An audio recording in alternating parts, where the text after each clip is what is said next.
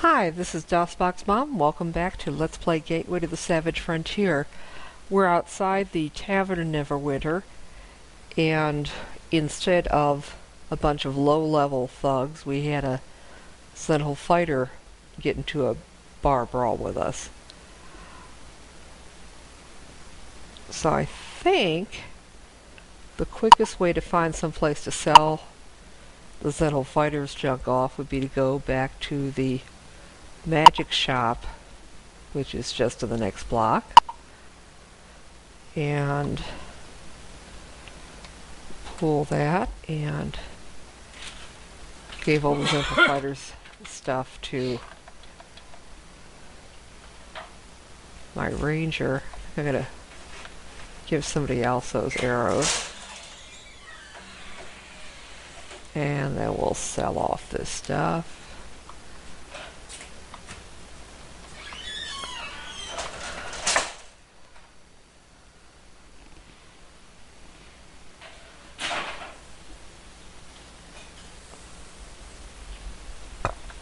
Yeah, that looks good.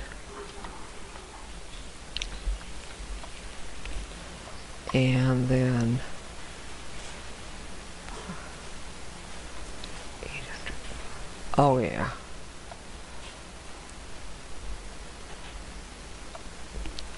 We'll have our mage thief take all of the platinum. And I think about 395 gold. Or maybe just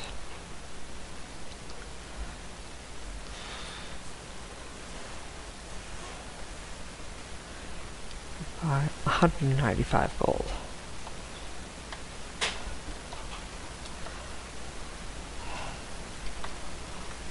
Then we'll give the rest probably to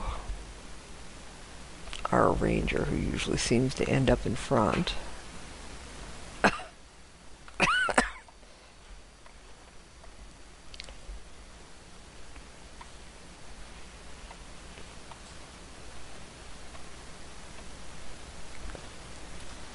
Okay. And let's move right along here. Back out of the main drag. Head south of Lord Nasher's castle to the training hall. And we should have just enough to train our mage thief as a thief.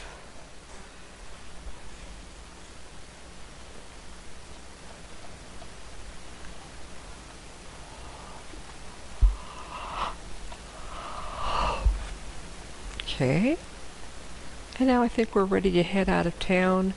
We basically want to stick to... Oh, okay, I guess it's their third Sturge attack. Let's see how many there are. Then we may pause the recording to deal with this. Okay, so just a second.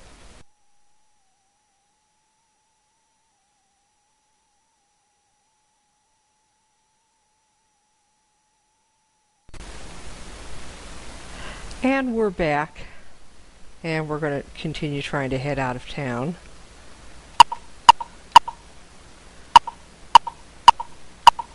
Our next destination is north along the coast. So we're going to try to take the coast road. See that little red dot there? That should be Port Llast. Or Port Llast. The lone town guard examines you carefully, then decides you look all right. Well, if you're here to do something about the gallant prince, he says, it's none too soon for me.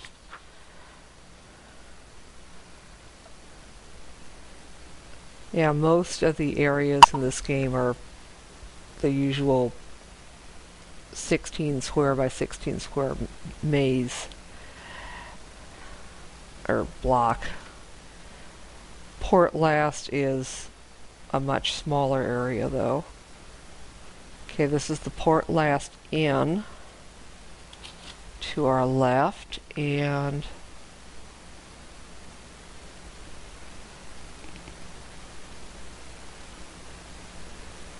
we can rest there, and we can rest in any non-street location. And once the monsters have been cleared from the old city, it is completely safe for resting. No, wait a minute, I'm looking at the wrong page.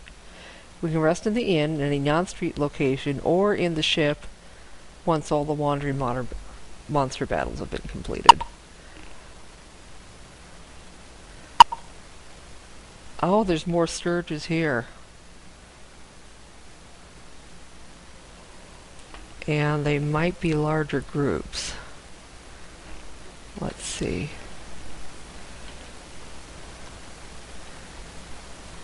That's not a larger group. Okay, I'm going to pause again while I deal with this. Just a second.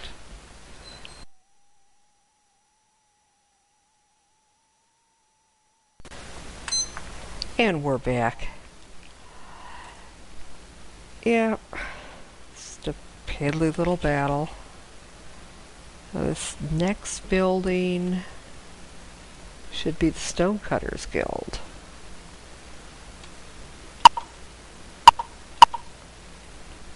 Be careful if you travel north of here, the Stonecutter warns you. The power of the host tower of the Arcane is great, and it isn't only the scan over which its dark shadow has been cast. Okay, I think we're going to go... Well, here's an empty house. Should be safe to rest in.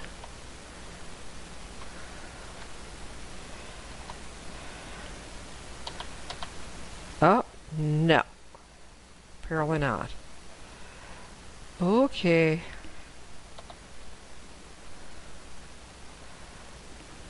Well, it's my own darn fault.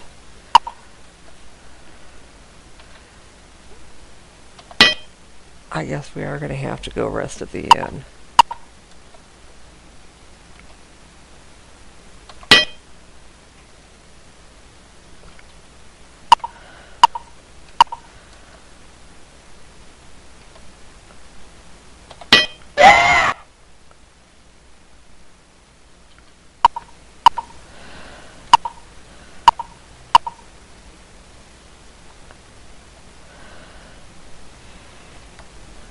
Okay.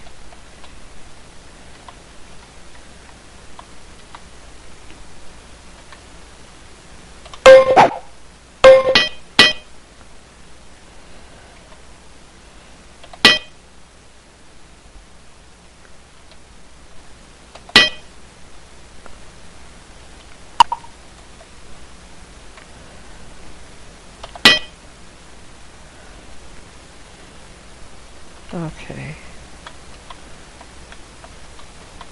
I have yet to have my paladin try to see if she can turn any undead. But it looks like I might possibly get my chance for that. Yes. She can't. Okay, that worked. And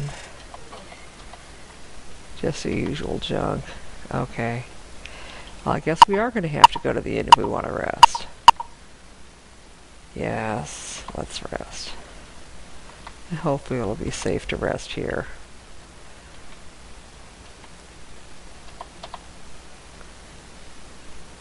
That's better.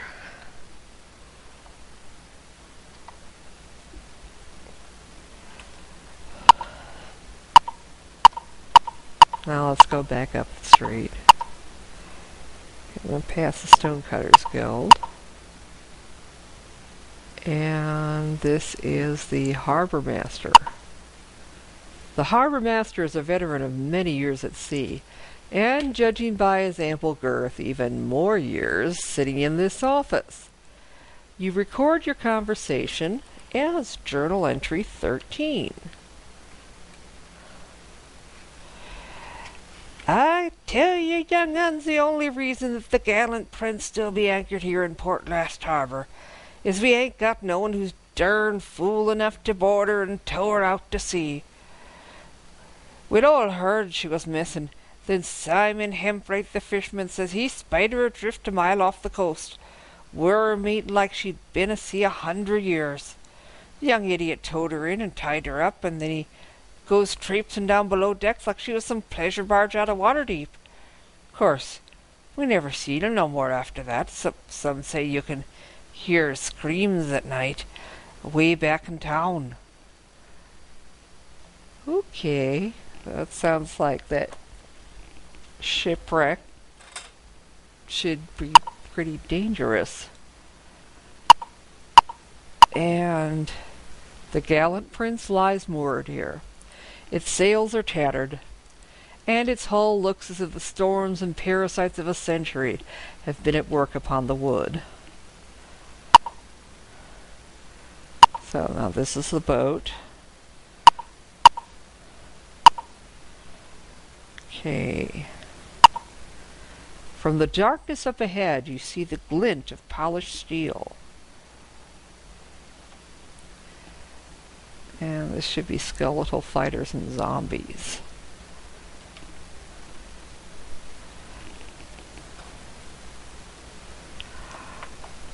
Okay, and fair number of them.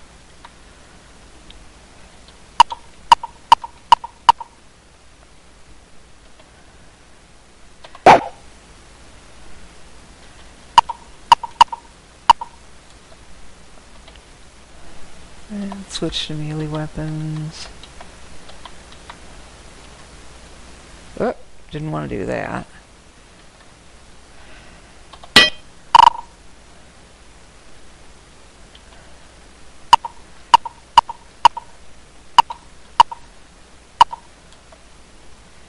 And let's see. Oh good, she got a bunch of the zombies turned.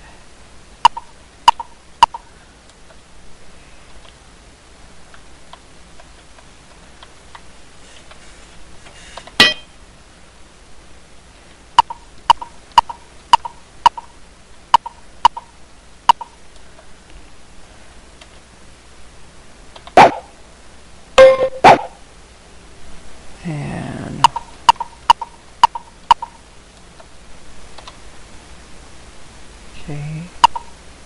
okay, there's still one skeletal fighter left.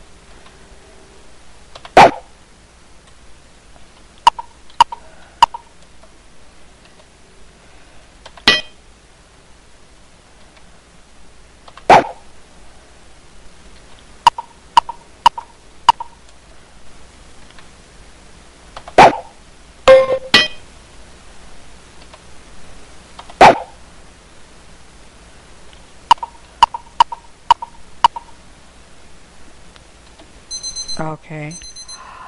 Looks like we'll need to finish up this battle off camera, and then we'll continue exploring the gallant prince in the next episode. See you then.